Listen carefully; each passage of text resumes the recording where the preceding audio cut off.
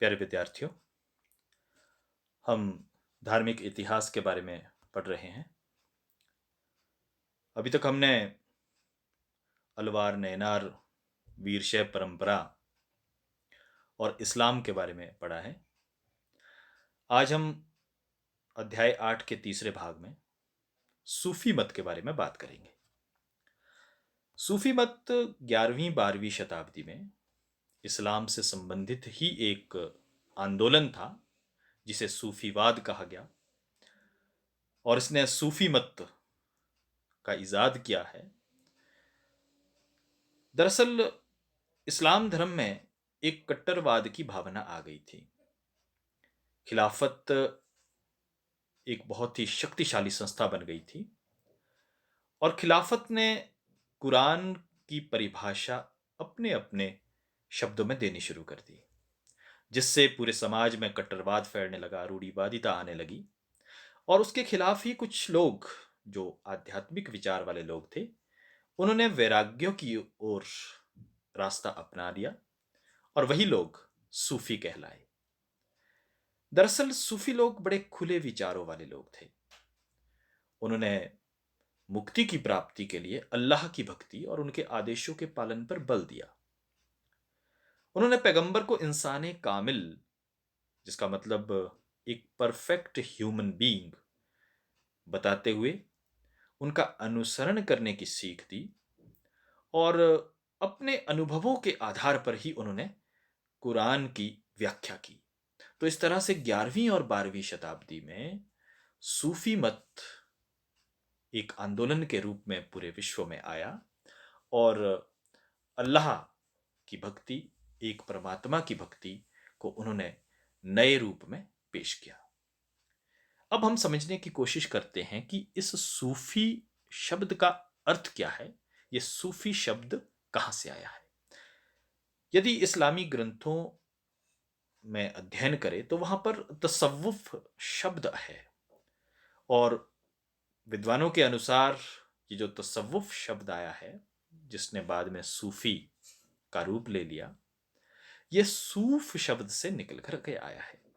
सूफ कहते हैं अरबी भाषा में ऊन को, क्योंकि वे लोग ज्यादातर ऊन के कपड़े पहनते थे उन दिनों, जो सूफी लोग थे। इसीलिए हो सकता है कि उन्हें सूफी इसीलिए कहा गया हो क्योंकि वे सूफ के कपड़े पहनते थे, ऊन के कपड़े पहनते थे। कुछ विद्वान कहते हैं कि ये सफा शब्द से इसकी उत्पत्ति हुई है। सफा का मतलब जो एक पंक्ति, पंक्ति से, क्योंकि जो परमात्मा के बहुत नजदीक बैठने वाले लोग हैं उन्हें सफ पंक्ति भी कहते हैं। सबसे नजदीक बैठने वाले, शायद वहां से सूफी शब्द निकला हो। या कुछ विद्वान कहते हैं कि अ, सफा शब्द, जो कि शुद्ध हृदय वाले लोग होते हैं, शुद्ध मन वाले लोग, वहां से भी इस सूफी शब्द का अर्थ निकला हो। अब इस सूफी मत की शिक्षाएं क्या थी, इनकी विचारधारा क्या थी। वैसे तो ये जो सूफी मत है, ये इस्लाम धर्म का ही एक संबद्ध है, उसी से संबंधित है। जो इस्लाम धर्म की शिक्षाएं हैं, वही सूफी मत की भी लगभग शिक्षाएं हैं। लेकिन उन्होंने परमात्मा के, अल्लाह के इबादत पर अधिक ध्यान दिया है और पीर को एक माध्यम बनाया है, गुरु को एक बीच में कड़ी बनाया है और साथ में संगीत के द्वारा अल्लाह को प्राप्त करने की बात की है। तो ये तीन बातें कुछ अलग है इस्लाम धर्म से, जो उन्होंने जोड़ी है इस्लाम धर्म में, कि एक तो पीर का महत्व उन्होंने बनाया है, गुरु ही अल्लाह से जोड़ने वाला है, और दूसरी बात, उन्होंने संगीत के माध्यम से अल्लाह को प्राप्त करने की बात कही है। और उनकी जो मुख्य शिक्षाएं हैं वो लगभग वही है जो इस्लाम की शिक्षाएं हैं।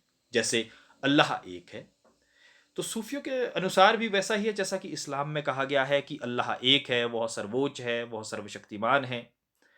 इसीलिए हमें केवल एक अल्लाह की ही पूजा करनी चाहिए। निराकार रूप को ही उन्होंने उपासना करने की बात कही है। पूर्ण आत्म त्याग, प्रत्येक सूफी को सांसारिक मोहमाया को त्याग कर अल्लाह के प्रति समर्पित होना चाहिए। हमारा जो भौतिक चीज़ें हैं, भौतिक वस्तुएं हैं हमारे चारों तरफ, उनसे हट करके उनके प्रति मोह ना रखते हुए हमें अपने आप को पूर्ण आत्म त्याग उस परमात्मा के प्रति कर देना चाहिए।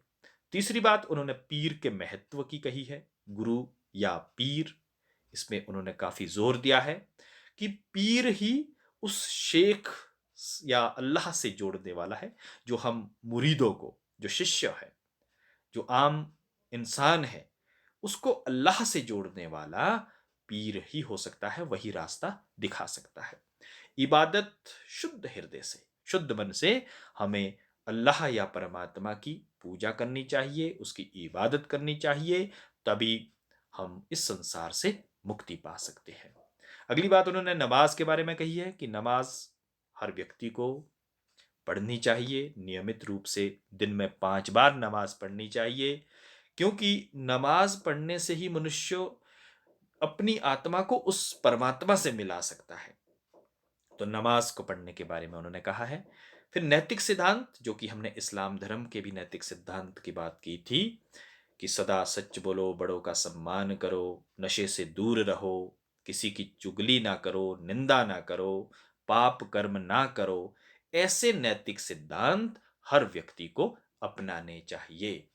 इसके अलावा दान देने की बात की है। जैसा इस्लाम में कहा गया है कि हमें 2.5% जकात के रूप में देना चाहिए, तो सूफी मत में भी कहा गया है कि हमें गरीबों की सेवा करनी चाहिए, ज़रूरतमंद लोगों की, दुखियों की, ज़रूरतमंद जो भी लोग हैं, बीमार है, रोगी है, उनकी सेवा करनी चाहिए और उनके प्रति कुछ दान भी देना चाहिए। उनकी सेवा में कुछ अपना जो अर्जित धन है वो लगाना चाहिए। इसीलिए वे लोग दान देने के महत्व की भी बात करते हैं। तर्क दुनिया, संसार के भौतिक सुखों को छोड़ना है, उसके प्रति कोई लगाव हमें नहीं रखना चाहिए। ये सूफी मत का विचार रहा है, क्योंकि अल्लाह से अगर हमें मिलना है तो इन सांसारिक सुखों को तो हमें छोड़ना ही पड़ेगा, क्योंकि ये बाधा बनते हैं। जो सांसारिक सुख होते हैं, भौतिक सुख होते हैं, वे अल्लाह को पाने में, उस परमात्मा से मिलने में हमारे लिए बाधा बनते हैं। इसलिए तर्क ए दुनिया, दुनिया को छोड़ देना। दुनिया को छोड़ने का मतलब ये नहीं है कि हमें दुनिया, इस शरीर को ही त्याग करके या साधु संतों की तरह कहीं गुफाओं में या पहाड़ों के ऊपर तपस्या करनी है, वैसा उन्होंने नहीं कहा है। इसी संसार में रहते हुए हमें भौतिक सुखों के प्रति कोई लगाव नहीं रखना चाहिए, मोह माया से अपने आप को दूर रखना चाहिए, तभी हम उस अल्लाह या परमात्मा से अपने आप को जोड़ सकते हैं। और जैसे मैंने पहले कहा है कि भक्ति संगीत के द्वारा अल्लाह को प्राप्त करने की बात सूफी मत के लोग कहते हैं, और उनका यह मानना था कि जो भक्ति संगीत है वह एक मनुष्य को सीधा अल्लाह से जोड़ता है।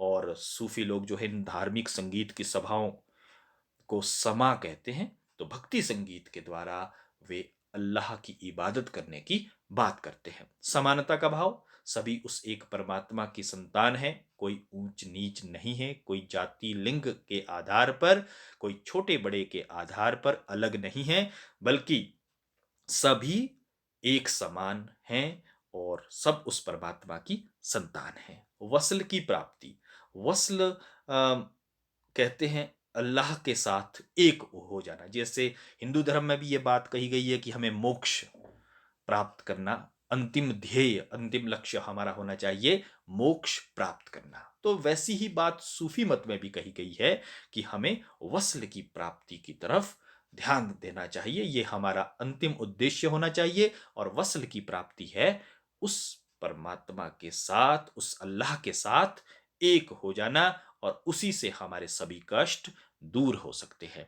तो ये सब सूफी मत की शिक्षाएं हैं, जो कि 11वीं 12वीं शताब्दी के बाद अनेक सिलसिले हुए, उन्होंने अपने अपने माध्यम से ये शिक्षाएं पूरी दुनिया को दी है।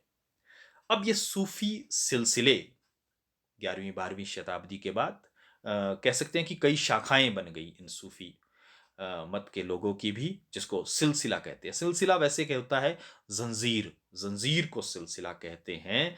और ये जंजीर है उस अल्लाह से एक मुरीद को जोड़ने वाली एक चेन है, ये एक जंजीर है। जिसमें कि बीच में पीर भी एक कड़ी है। तो 12वीं शताब्दी के आसपास इस्लामी दुनिया में सिलसिलों का गठन होने लगा। और सिलसिला का अर्थ जैसे मैंने कहा है कि ये जंजीर है जो कि शेख और मुरीद को जोड़ती है। और इसमें सबसे ऊपर की जो कड़ी है वह पैगंबर मोहम्मद से जुड़ी हुई है। और हर सिलसिला एक शेख या पीर के अधीन होता है जो बड़ा पवित्र जीवन स्वयं भी जीता है। और वह अपने मुरीदों, शिष्यों के साथ खानकाहा में रहता है। वह अपने मुरीदों में से एक उत्तराधिकारी की नियुक्ति करता है जिसे वली कहते हैं। तो दो तीन बातें इसमें आ रही है जो अलग से आपको समझनी है। शेख उस गुरु को कहते हैं, शेख यहाँ अल्लाह को भी कहते हैं, शेख पैगंबर मोहम्मद के लिए भी कहते हैं, जो सुप्रीम है उसको शेख कहते हैं। बीच में पीर है, बीच में गुरु है जो उस शेख या उस पैगंबर या उस अल्लाह से जोड़ने का काम करता है। वह बीच की जो कड़ी है वह पीर है। और मुरीद शिष्य है, जो आम इंसान है वह मुरीद है जिसे उस ज्ञान को प्राप्त करना है। और ये सब सूफी लोग खानकाहा में रह करके ये सब शिक्षा दीक्षा का काम करते थे। जैसे कि आश्रम होते हैं, हिंदू धर्म में भी आश्रम देखने को मिलते थे। ऋषि मुनि संत लोग कहीं एकांत में जंगल में जाकर आश्रम में अपने शिष्यों को शिक्षा देते थे। उसी तरह से सूफी मत के लोग भी खानकाहा में अपने मुरीदों को ये इस तरह की तालीम दिया करते थे। और वह सीधी रूहानी तालीम होती थी, अंदर से उनकी जो इनर सोल है उसको सुदृढ़ करने के लिए ये इस तरह की शिक्षा सूफी लोग देते थे। और सीधा उनका उद्देश्य होता था उस अल्लाह परमात्मा के साथ मुरीदों को जोड़ना। तो ये सिलसिले आए हैं 11वीं 12वीं शताब्दी के बाद। कई सिलसिले मशहूर हुए हैं जिसमें लगभग 12 सिलसिले, पूरे विश्व में ये 12 सिलसिले हैं। और भारतवर्ष में भी इनमें से 4-5 सिलसिले भारत में भी आए। और मुख्यतः इसमें दो सिलसिले ज़्यादा मशहूर हुए हैं। इसमें है चिश्ती सिलसिला और सुहरावर्दी सिलसिला। ये दो सिलसिले ज़्यादा मशहूर हुए हैं। वैसे यहाँ पर कादरी सिलसिला भी आया है, नक्शबंदी सिलसिला भी भारतवर्ष में रहा। लेकिन ज़्यादातर जो पॉपुलैरिटी रही, प्रसिद्धि हुई, वह चिश्ती सिलसिला और सुहरावर्दी सिलसिला। अब यहाँ पर हम चिश्ती सिलसिला की बात कर रहे हैं। जैसे कि दरगाह, बहुत ही मशहूर दरगाह है ये, राजस्थान में अजमेर नामक जगह में ये मोइनुद्दीन चिश्ती की दरगाह है अजमेर में। ये बहुत ही मशहूर ये सिलसिला हुआ है।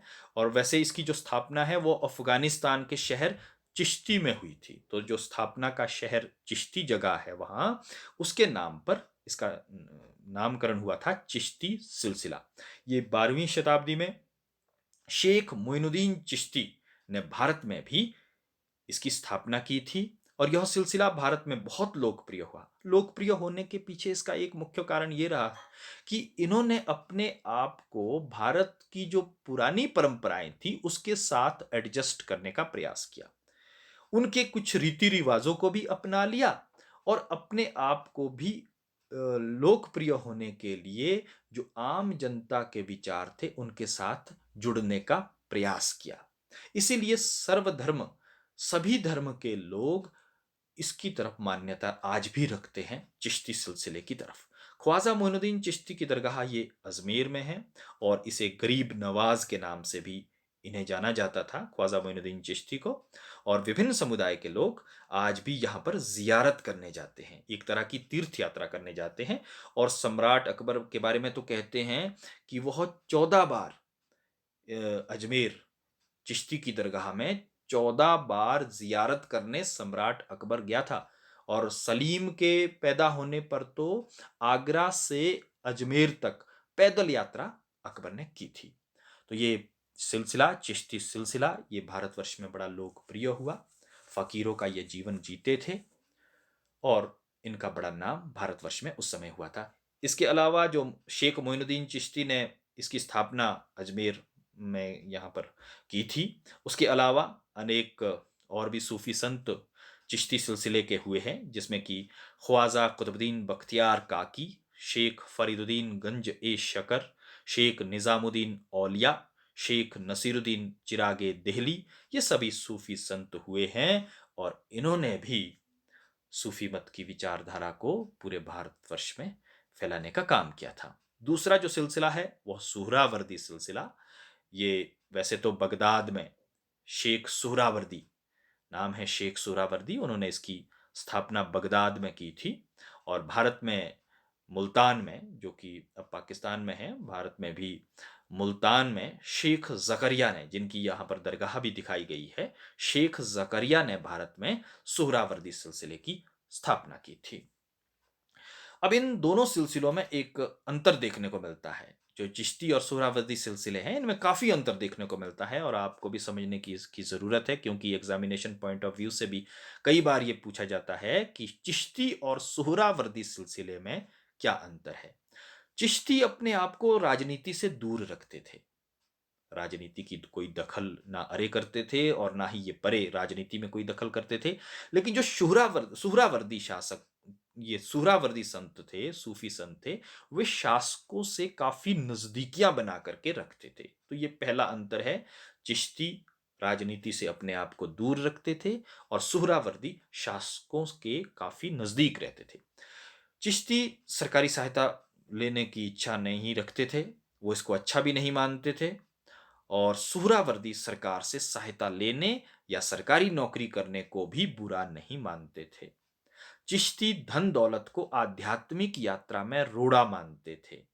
वे अपने पास ज़्यादा पैसा, धन दौलत इस तरह की चीज़ें नहीं रखते थे, क्योंकि आध्यात्मिक जो विकास है, उस अल्लाह से जुड़ने का जो एक मकसद था उनका, उसमें धन दौलत को वो रोड़ा मानते थे और अपने आप केवल फ़कीरों का जैसा वो जीवन जीने में विश्वास रखते थे, चिश्ती सिलसिले वाले। लेकिन जो इसके विपरीत सोहरावर्दी सिलसिले के लोग थे, वे ऐशो-आराम का जीवन जीते थे, ज़्यादा वो फ़कीरों की तरह रहना पसंद नहीं करते थे। इसके अलावा चिश्ती संगीत को महत्व देते थे और सुहरावर्दी ज़्यादा इसमें विश्वास नहीं रखते थे, संगीत का विरोध करते थे। चिश्ती गैर मुसलमानों के प्रति उदार रवैया रखते थे। तभी तो गैर मुसलमान जो हिंदू लोग भी थे भारतवर्ष के, वे भी उनके मुरीद बन गए थे और वे भी आज भी अनेक धर्मों के लोग चिश्ती की दरगाह में अजमेर जाते हैं, क्योंकि वे सभी धर्म के लोगों के साथ एक उदार रवैया, एक खुले विचारों वाले लोग चिश्ती सिलसिले वाले थे, जबकि सुहरावर्दी लोग ज़्यादा खुले विचारों वाले नहीं थे। वे अन्य धर्मों धर्मों का इतना अधिक सम्मान नहीं करते थे। अब ये उपासना विधि क्या है? वैसे तो सभी जितने भी सूफी संत हैं, उनके उपासना के तरीके लगभग एक जैसे थे, लेकिन जो चिश्ती उपासना का क्या तरीका था, उसकी बात हम यहाँ करते हैं। ये ज़्यादातर ज़ियारत, ज़ियारत का मतलब है जो ये सूफी संत हुए हैं, हमने यहाँ पर कई सूफी संतों के नाम पढ़े हैं, उनकी जो दरगाह होती थी, वहाँ पर तीर्थ यात्रा करने को ज़ियारत कहते हैं। तो वहाँ जाकर के ज़ियारत करना, उनकी मज़ार के ऊपर चादर चढ़ाना, उसको ज़ियारत कहते हैं। तो ये सब एक करने का तरीका था और ये पूरी दुनिया में मशहूर था, ये ज़ियारत करना। आज भी अजमेर की जो दरगाह है, वहाँ पर पूरी दुनिया से लोग जाते हैं। अकबर का भी हमने सुना है और साथ में तुगलक भी उस समय, अपने समय में इस यहाँ पर गए थे। तो इस तरह से ज़ियारत करना एक तरीका मानते हैं ये उपासना का। दूसरी बात है कव्वाली की बात। नाच और संगीत, ये अल्लाह से जुड़ने का एक तरीका कहा गया है, क्योंकि संगीत जो है, मानव हृदय को शुद्ध कर देता है और अल्लाह के प्रति प्रेम उत्पन्न करता है संगीत। तो सूफियों की धार्मिक सभा ये चलती रहती थी और इसको समा कहा जाता था। जो सूफी लोगों की धार्मिक सभा होती थी, उसको समा कहते थे और इसमें कव्वाली, कव्वाली जो है वो एक प्रमुख रूप था संगीत सभा का। और अमीर खुसरो, जो कि निज़ामुद्दीन औलिया का शिष्य रहे हैं, बहुत बड़े कवि रहे हैं, हमारे भारतवर्ष के साहित्यकार रहे हैं अमीर खुसरो। उन्होंने एक कौल नामक, ये आरंभ की पंक्तियाँ होती थी, कव्वाली के शुरू में और कव्वाली के अंत में। ये एक तरह की कहावतें वे कहते थे और उसको कौल कहा जाता था। कौल से आरंभ करके ही कव्वाली शुरू की जाती थी। या ये अमीर खुसरो ने एक नया तरीका अपनाया था कव्वाली कहने का, और उस कव्वाली को एक नया रूप अमीर खुसरो ने दिया था। तो ज़ियारत करके, वहाँ पर दरगाह में जाकर ज़ियारत करके या कव्वाली के द्वारा ये चिश्ती की उपासना के ढंग हुआ करते थे। तो इसके साथ ही ये सूफ़ी मत के बारे में आज हमने यहाँ पर पढ़ा है। सूफ़ी मत जो कि इस्लाम धर्म में कट्टरवादिता आ गई थी, कुछ अंधविश्वास हो गए थे, रूढ़िवादिता आ गई थी। और कहते हैं कि कुरान और सुन्ना, जो सुन्ना कहते हैं पैगंबर मोहम्मद के जो व्यवहार थे, उनका जो रवैया था, जीने का एक नज़रिया था, उसको सुन्ना कहते हैं। तो कुरान और सुन्ना की कट्टरवादी लोगों ने कुछ अलग ही व्याख्या कर दी थी।